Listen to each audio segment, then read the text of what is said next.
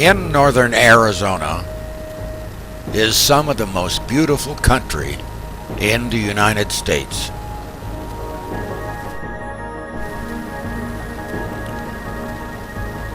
It is on what is called the Mogollon Rim, which runs almost clear across Arizona. And the altitude is from about 7,000 feet to 12,000 feet.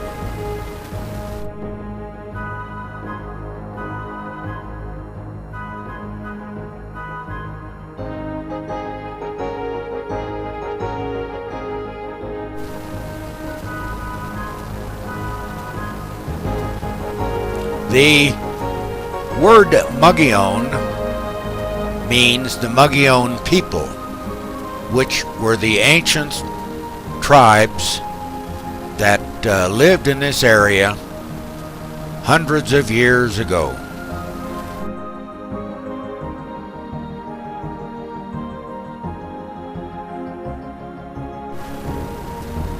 Today, many people call it John Wayne Country because he made so many films in this area.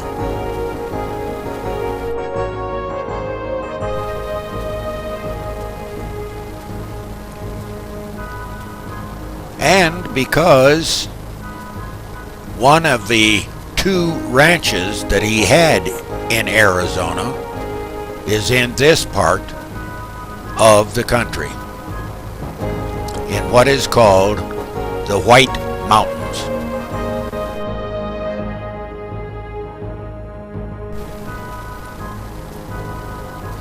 The ranch is commonly known in this part of Arizona as John Wayne's 26 Bar Ranch.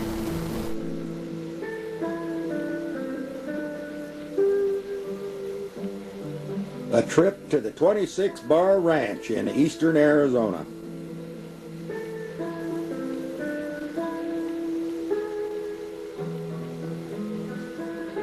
This is a shot from about 2 miles away of the 26 Bar Ranch. The ranch of John Wayne the Duke.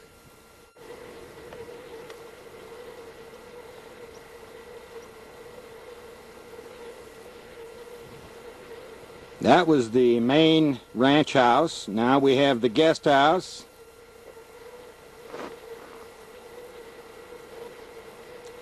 The horse barns.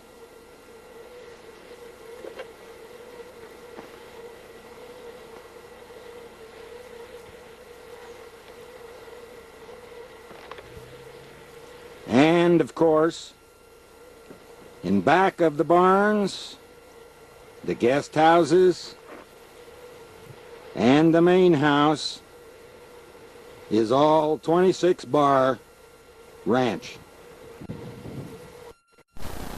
Let's learn a little bit about this man we call the Duke.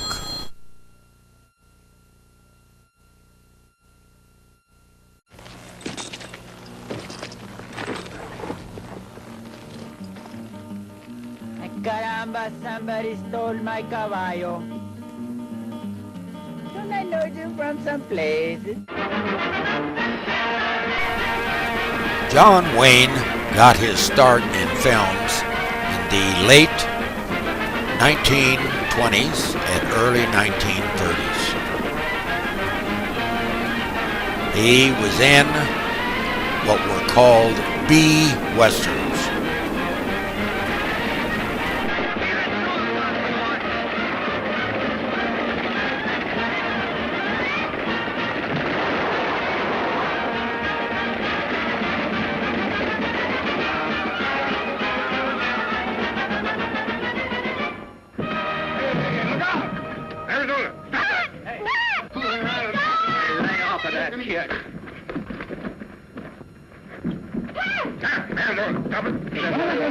Never mind. Oh, thank you. He's my brother. Well, it's lucky I saw him. He might have hurt that hombre. Say, if you hadn't stopped me, me, then I could handle him all right. Yeah. What do you think you're doing? I'm arrested in Arizona for the murder of Cal Brett. You can't prove that. I'm warning you, Steele. You'll never get out of here alive with Arizona. Shoot out the lights.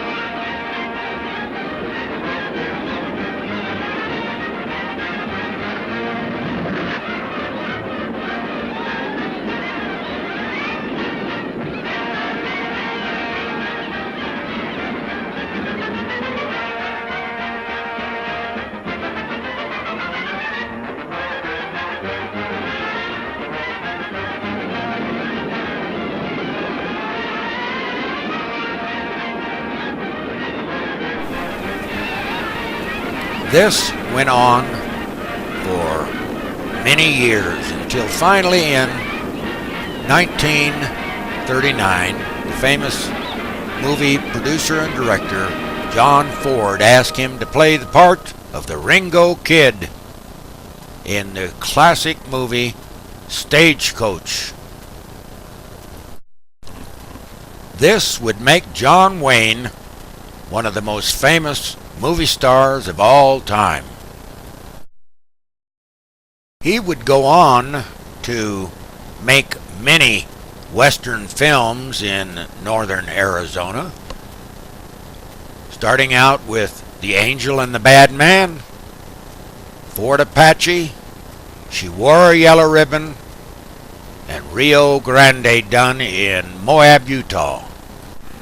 Now for a little tour of the 26 Bar Ranch Museum.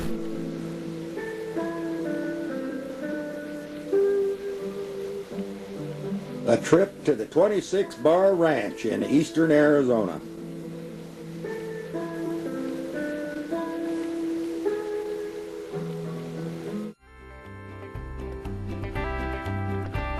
My name is William T. Brooks. I was born in Phoenix, Arizona in 1931. But most people just call me Chili Bill.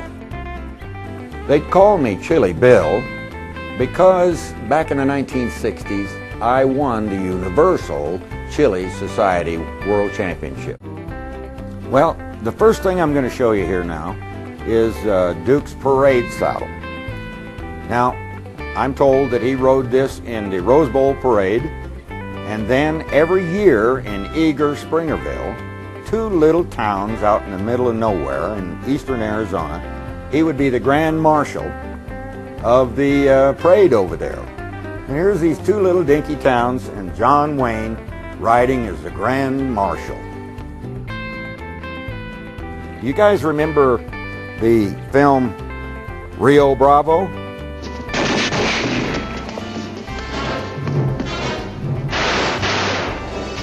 Well, watch him. I'm going after Duke. You get on with him, I'll watch.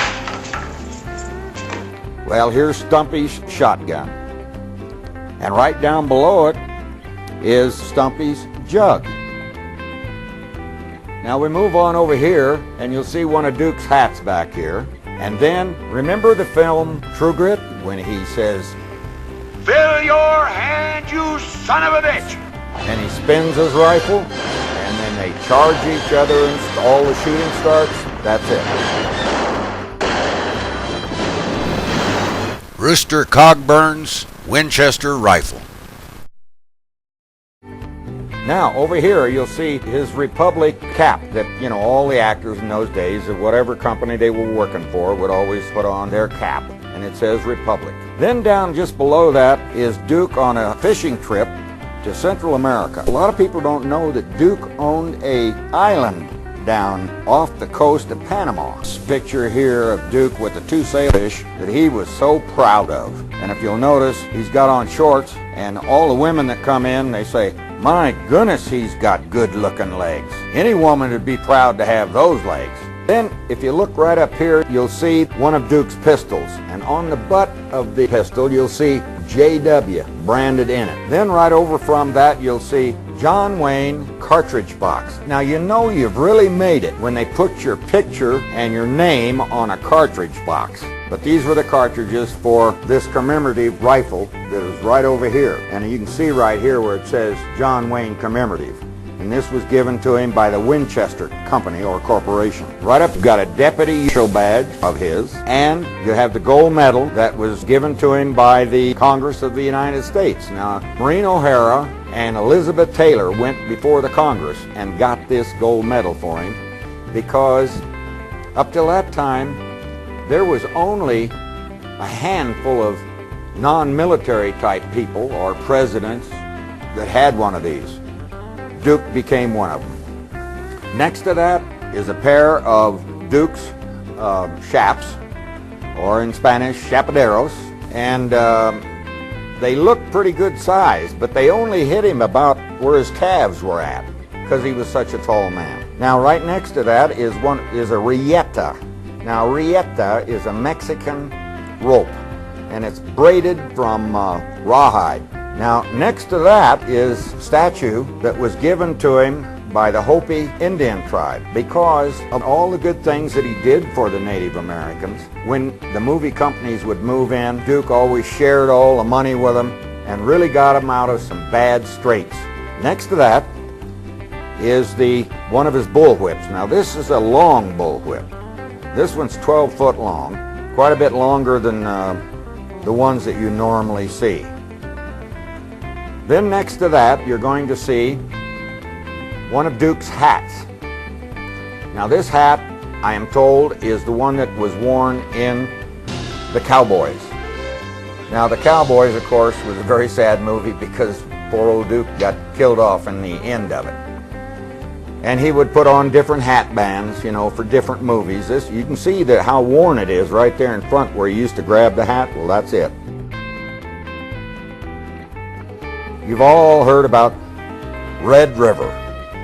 Well, Red River was a big film for the Duke.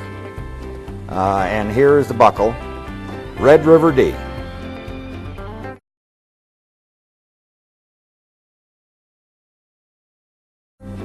This pistol was one of 4 pistols that were used in the film The Shootist.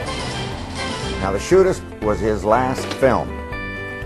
In those days, the pistols were supplied by Duke. One of Duke's friends had started a company, and his friend's name was Audie Murphy. Does anybody remember Audie Murphy? He was the most decorated hero in the Second World War. Well, when they came back from the war, they found out that Colt Arms had quit making the Peacemaker. So they all wondered where they were going to be able to get the frontier-styled pistols to be used in the films. Well, Audie Murphy went to Spain and Italy and had them made up there, and then he shipped them back to the United States. And so most of the pistols that you saw in the 50s, 60s, 70s, maybe even the 80s, were by his company, which was called Great Western Firearms. So that's the pistol. One of the pistols out of the Shootist. There was 4 of them. Duke owned them all. Now, 2 of them are in the Western Hall of Fame in Oklahoma, but here's one of them right here. Now here's a picture that Duke gave me years ago, 1947. I was 16 years old and I was an extra in the old movie, The Angel and the Bad Man.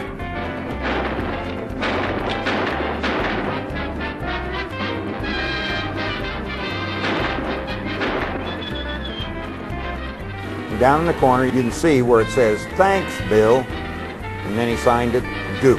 Now he gave, not just to me, he gave these to all the cast and crew.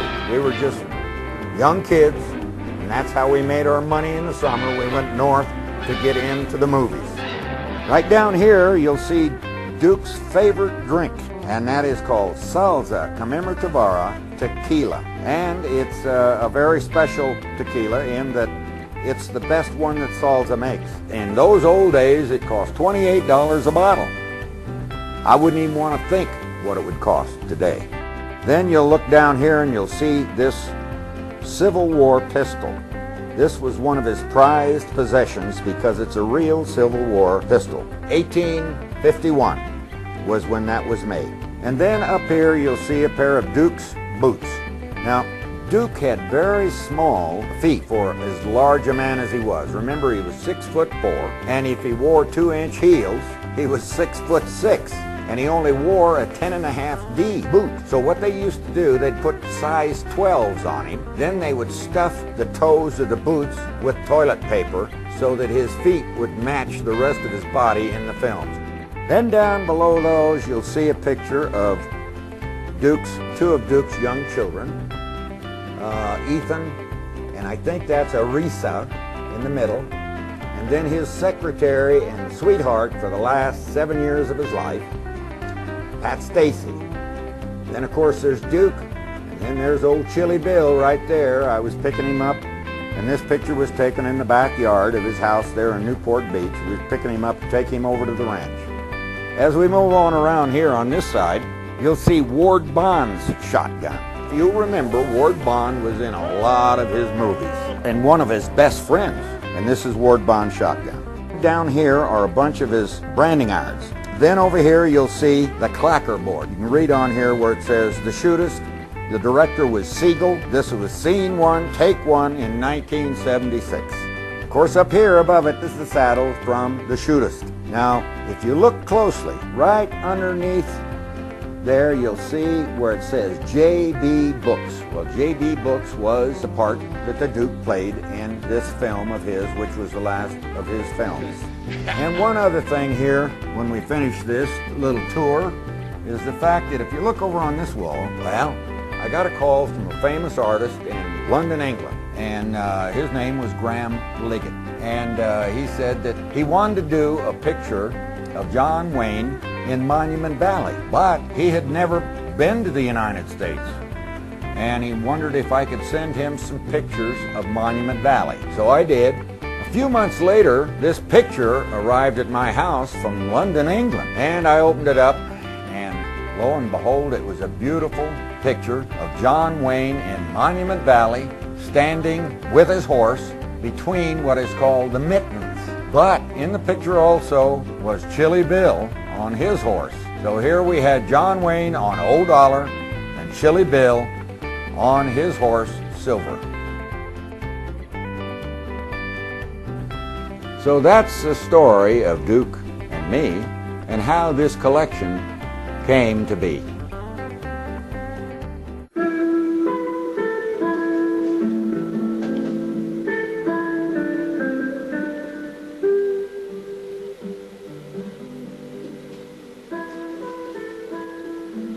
All the people at the 26 Bar Ranch hope to see you soon. Adios.